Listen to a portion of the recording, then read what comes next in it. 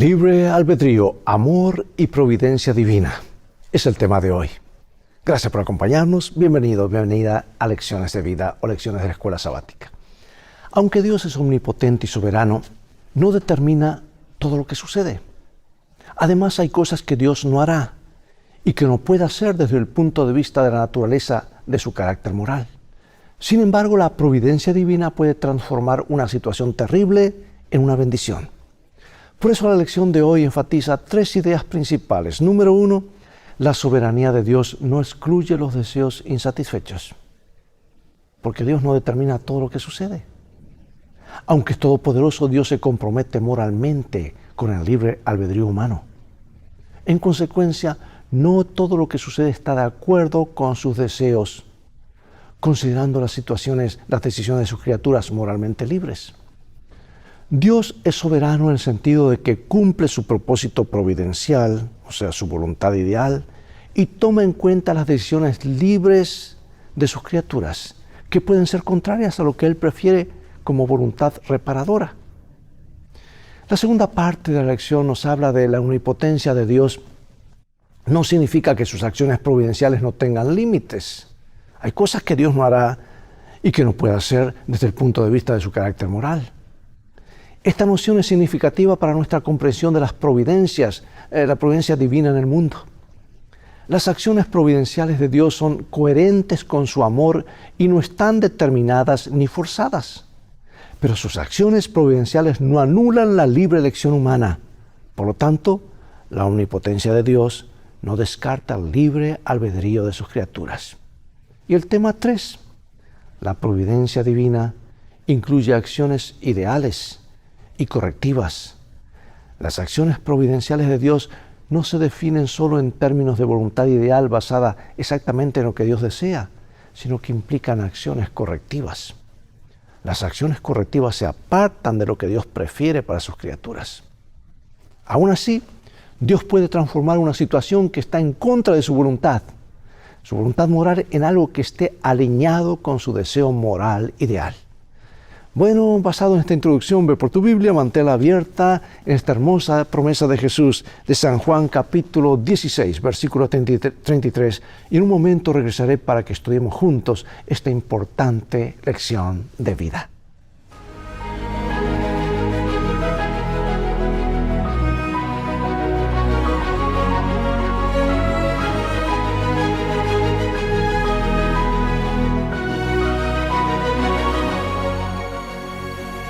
San Juan 16:33 dijo Jesús: estas cosas os he hablado para que en mí tengáis paz. En el mundo tendréis aflicción, pero confiad, yo he vencido al mundo. Providencia es el término utilizado para describir la acción de Dios en el mundo. La forma en que pensamos acerca de la providencia de Dios marca una gran diferencia en cómo nos relacionamos con Él y con los demás, y en cómo pensamos acerca del problema del mal. Los cristianos tienen diversas concepciones acerca de la providencia divina. Algunos creen que Dios ejerce su poder de tal manera que determina que todos los acontecimientos sucedan tal y como suceden, y que incluso decide quién se salvará y quién se perderá. Según este punto de vista, las personas no son libres de elegir otra cosa que no sea lo que Dios ya decreta. Amigos, Dios de hecho que quienes creen de esta manera, que Dios actúa de esa manera, argumentan que incluso los deseos humanos están determinados por Dios. En contraste, la sólida evidencia bíblica muestra que Dios no determina todo lo que sucede, sino que concede a los seres humanos libre elección hasta el punto de que ellos y los ángeles pueden elegir actuar directamente en contra de su voluntad divina. La historia de la caída, del pecado y del mal es una expresión dramática y trágica de los resultados del mal uso del libre albedrío. El plan de salvación fue instituido para remediar la tragedia causada por ello. Amados, Dios es soberano. Dios es soberano, dijo el pastor de jóvenes a un grupo de estudiantes de escuela secundaria. Eso significa que Él controla todo lo que sucede. Y un alumno perplejo replicó: ¿así que Dios tenía el control cuando murió mi perro? ¿Por qué iba Dios a matar a mi perro? Y tratando de responder ese interrogante, el pastor respondió: es una pregunta difícil, pero a veces Dios nos hace pasar por momentos difíciles a fin de que estemos preparados para cosas aún más difíciles en el futuro.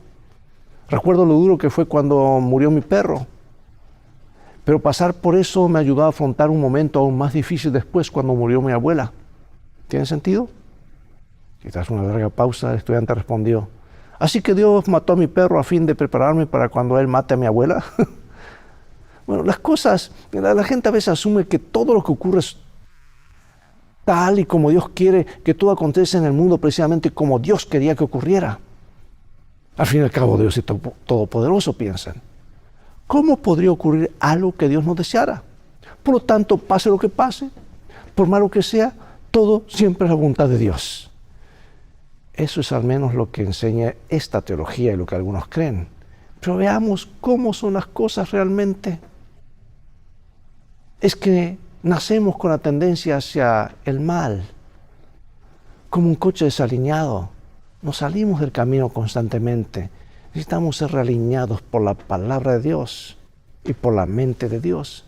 Leer varios versículos en Salmo, Isaías y San Lucas. Y dice así.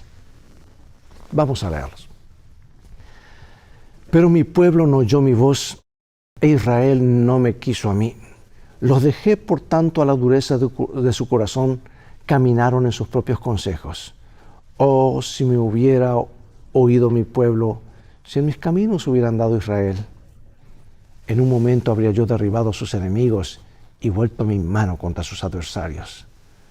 Porque así dijo Jehová el Señor, el Santo de Israel: en descanso y en reposo seréis salvos. En quietud y en confianza será vuestra fortaleza. Y no quisistes. Por tanto, Jehová esperará para tener piedad de vosotros, y por tanto será exaltado teniendo de vosotros misericordia, porque Jehová es Dios justo. Bienaventurado todos los que confían en Él. También yo escogeré para ellos escarnios y traeré sobre ellos lo que temieron, porque llamé y nadie respondió. Hablé y no oyeron, sino que hicieron lo malo delante de mis ojos y escogieron lo que me desagrada. Jerusalén, Jerusalén, que matas a los profetas y apedreas a los que son enviados. ¿Cuántas veces quise juntar a tus hijos como la gallina a sus polluelos debajo de sus alas y no quisiste? Amados, aunque muchas personas creen que Dios siempre obtiene lo que quiere, la Biblia muestra algo muy diferente. Las Escrituras muestran una y otra vez a un Dios cuyos deseos no son satisfechos. Es decir, lo que sucede es muchas veces contrario a lo que Dios afirma que preferiría que sucediera. Por ejemplo, Él deseaba un resultado para su pueblo, pero ellos eligieron otro. Dios mismo se lamenta: pero mi pueblo no oyó mi voz. Si mi pueblo me hubiera escuchado, si en mis caminos hubiera andado Israel, en un momento habría yo derribado a sus enemigos y vuelto mi mano contra sus adversarios. Piensa en las implicaciones de cualquier teología que atribuya todo lo que sucede a la voluntad directa de Dios. ¿Qué tipo de problemas profundos, especialmente en el contexto del mal, crearía una teología así? Dios es todopoderoso, pero a lo largo de las Escrituras se manifiesta el asombroso poder de Dios. La Biblia incluye innumerables narraciones en las que Dios ejerce su poder y obra milagros. Sin embargo, y a pesar de ello, suceden muchas cosas que Dios no quiere que ocurran. Dios es todopoderoso y sostiene el mundo con su poder. De hecho, el Apocalipsis se refiere repetidamente a Dios como el Señor Todopoderoso. Este es precisamente el significado de la palabra griega así traducida, pantocrator. El hecho de que Dios es todopoderoso no solo es afirmado con palabras, sino además se manifiesta en los numerosos casos asombrosos en los que Dios usa su poder para liberar a su pueblo o interviene milagrosamente en el mundo. Sin embargo, el hecho de que Dios es todopoderoso no significa que pueda hacer cualquier cosa. Las Escrituras enseñan que hay cosas que Dios no puede hacer. Por ejemplo, 2 Timoteo 2:13 declara que Dios no puede negarse a sí mismo. Y en consecuencia, la mayoría de los cristianos están de acuerdo en que Dios es todopoderoso u omnipotente, lo que significa que Dios tiene el poder de hacer cualquier cosa que no implique una contradicción, es decir, cualquier cosa que sea lógicamente posible y coherente con la naturaleza de Dios. Que algunas cosas no son posibles para Dios porque implicaría una contradicción es evidente a la luz de la oración de Cristo en el Getsemaní. Aunque el Señor afirmó, para Dios todo es posible, resulta que también oró al Padre cuando se acercaba a la crucifixión. Padre, si es posible, pase de mí esta copa. Sin embargo, no sea como yo quiero, sino como quieres tú. Por supuesto, el Padre poseía poder absoluto para librar a Cristo del sufrimiento en la cruz, pero no podía hacerlo al mismo tiempo que salvaba a los pecadores. Tenía que hacer una cosa o la otra, no ambas. Y las Escrituras también enseñan que Dios quiere salvar a todos, pero no todos se salvarán. ¿Qué enseña este hecho sobre la realidad del libre albedrío y los límites del poder de Dios respecto de los seres a los que ha concedido esa libertad de elección? El hecho de que Dios es todopoderoso no significa que pueda hacer lo lógicamente imposible. En consecuencia, Dios no puede obligar a alguien a amarlo libremente. Si hacer algo libremente significa realizarlo sin estar determinado u obligado a hacerlo, entonces, por definición, es imposible forzar a alguien a hacer algo de manera libre o voluntaria. En resumen, Dios no puede forzar a nadie a sentir amor por Él, pues lo que obtendría en ese caso de hacerlo ya no sería amor. Dice San Mateo 22 y luego Deuteronomio 6 lo siguiente. Jesús le dijo, amarás al Señor tu Dios con todo tu corazón y con toda tu alma y con toda tu mente. Oye Israel, Jehová nuestro Dios, Jehová uno es. Y amarás a Jehová tu Dios de todo tu corazón y de toda tu alma y con todas tus fuerzas. ¿Qué enseñan estos versículos sobre la realidad del libre albedrío? El mandamiento más importante, amar a Dios, demuestra que Él desea que todos lo amen. Sin embargo, no todos aman a Dios. ¿Por qué entonces Dios simplemente no hace que todos le amen? De nuevo, porque el amor, para ser amor, debe brotar libremente del corazón. Lo dice Hebreos capítulo 6 y Tito capítulo 1. Por lo cual, queriendo Dios mostrar más abundantemente a los herederos de la promesa la inmutabilidad de su consejo, interpuso juramento, para que por dos cosas inmutables en las cuales es imposible que Dios mienta, tengamos un fortísimo consuelo, los que hemos acudido para asirnos de la esperanza puesta delante de nosotros. En la esperanza de la vida eterna, la cual Dios, que no miente, prometió desde antes del principio de los siglos. Según Números 23:19, Dios no es hombre para que mienta. Él nunca miente y siempre cumple lo que promete. En consecuencia, si Dios ha prometido algo o se ha comprometido a ello, su accionar futuro está moralmente limitado en virtud de esa promesa. Esto significa, en la medida en que Dios concede a las criaturas la libertad de elegir algo distinto de lo que Él prefiere, no depende de Él lo que elijan los seres humanos. Nos dio libertad. Si Dios se ha comprometido a conceder a las criaturas el libre albedrío o libre elección, los seres humanos poseen la capacidad de elegir su libertad, de ejercer, mejor dicho, su libertad de forma contraria a los deseos y a los ideales de Dios.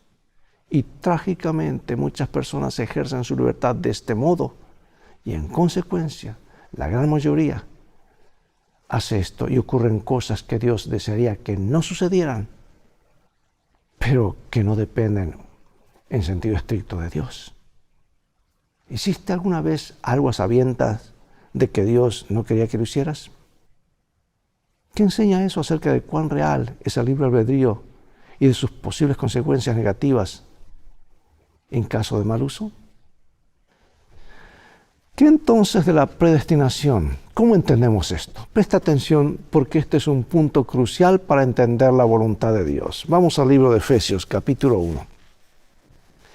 Dándonos a conocer el misterio de su voluntad según su beneplácito, el cual se había propuesto en sí mismo de reunir todas las cosas en Cristo en la dispensación del cumplimiento de los tiempos, así las que están en los cielos como las que están en la tierra.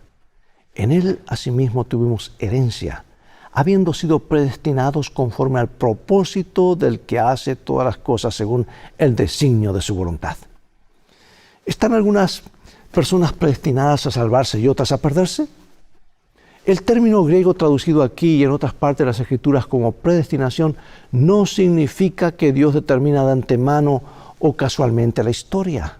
A diferencia de ello, simplemente significa proponer una meta o poner una meta delante. Por supuesto, uno puede decir algo, poner una meta de antemano unilateralmente o hacerlo de una manera que tenga en cuenta las decisiones libres de las personas delante de las cuales se pone la meta. Pero la Escritura enseña que Dios hace esto último. Aquí y en otros lugares, el término traducido como predestinado se refiere a lo que Dios planea para el futuro después de tener en cuenta lo que sabe de antemano acerca de las decisiones libres de sus criaturas. De esa manera, Dios puede guiar providencialmente la historia hacia los fines buenos que desea para todos, respetando la libertad de las criaturas necesaria para una auténtica relación de amor. Bueno, tenemos Efesios 1:11 que dice que Dios hace todo según el propósito de su voluntad. ¿Significa esto que Dios determina que todo suceda tal como Él desea? Leído aisladamente, este versículo de Efesios 1:9 al 11 podría dar esta impresión. Sin embargo, esta interpretación estaría en contradicción con los numerosos textos que vimos antes que muestran que las personas rechazan a veces el plan de Dios. Si la Biblia no se contradice, ¿cómo entonces se armonizan estos pasajes? Bueno, el texto de Efesios tiene perfecto sentido si uno simplemente reconoce una distinción entre lo que podríamos llamar la voluntad ideal de Dios y su voluntad correctiva. La voluntad ideal de Dios es lo que Él prefiere que ocurra y lo que ocurriría si todos hicieran siempre exactamente lo que Él desea. En cambio, la voluntad divina correctiva o reparadora es la que ya ha tenido en cuenta todos los demás factores, incluidas las decisiones libres de las criaturas que a veces se apartan de lo que Dios prefiere. Por eso Efesios 1:11 parece referirse a la voluntad correctiva o reparadora de Dios. La presciencia de Dios acerca del futuro es tal que, aun conociendo todas las decisiones, incluidas las malas que tomarán las personas, Él puede obrar para bien. ¿Qué consuelo puedes traer de esta verdad? Qué lindo, amado y amada, es alinear nuestra vida con Dios y con sus principios y saber que estamos haciendo la voluntad de Dios.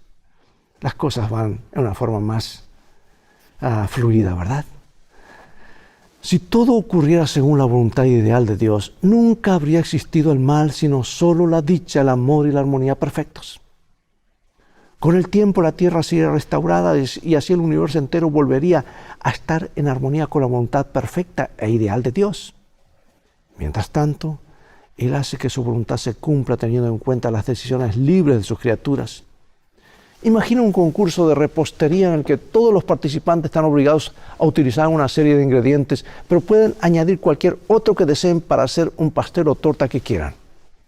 En última instancia, cualquiera sea la torta que cada repostero decida hacer, ella estará determinada al menos en parte por algunos ingredientes que él no eligió.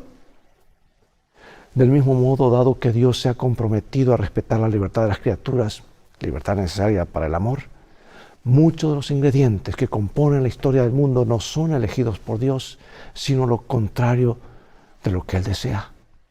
Y desde este punto de vista, la providencia divina no es unidimensional.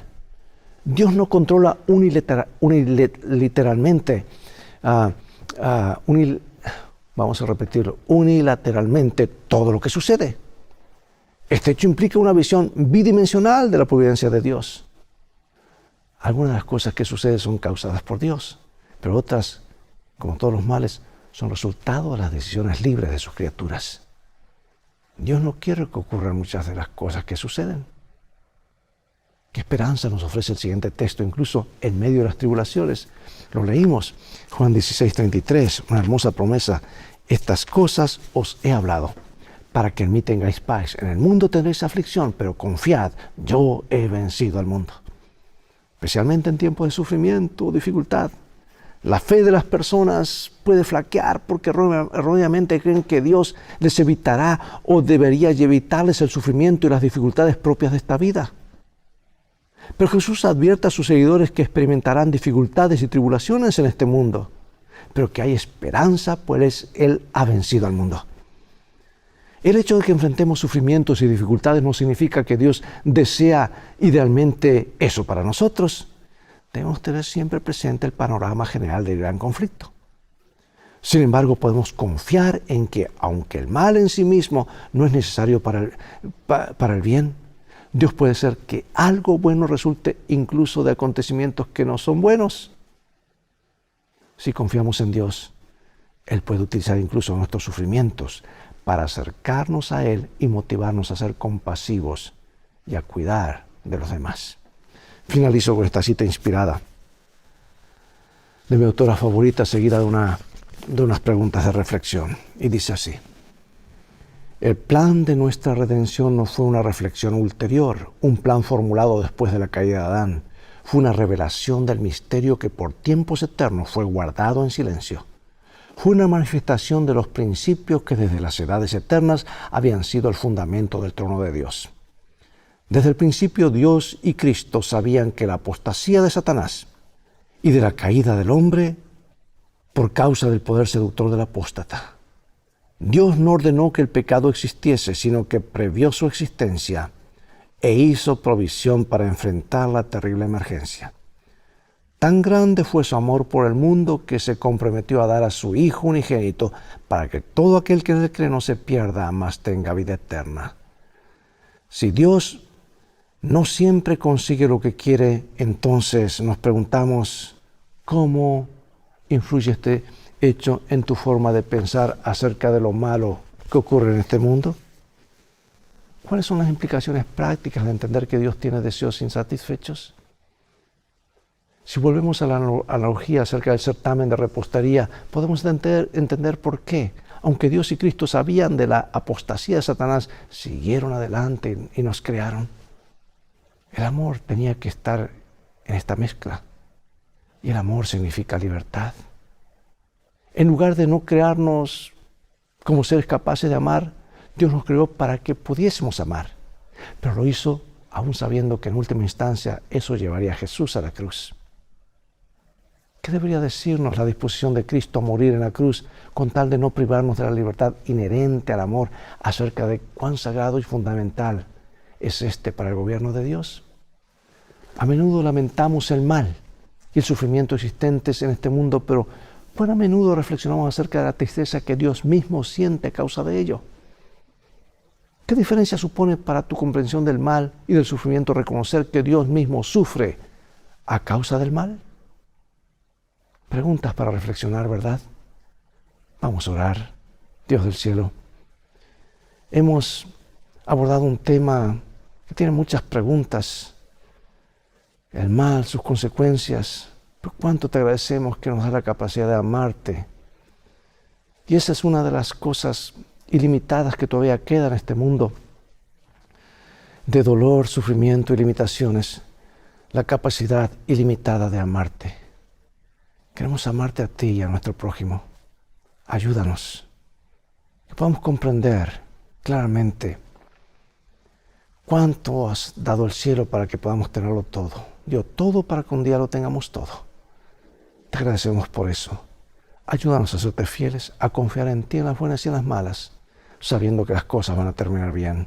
En el nombre de Jesús oramos. Amén.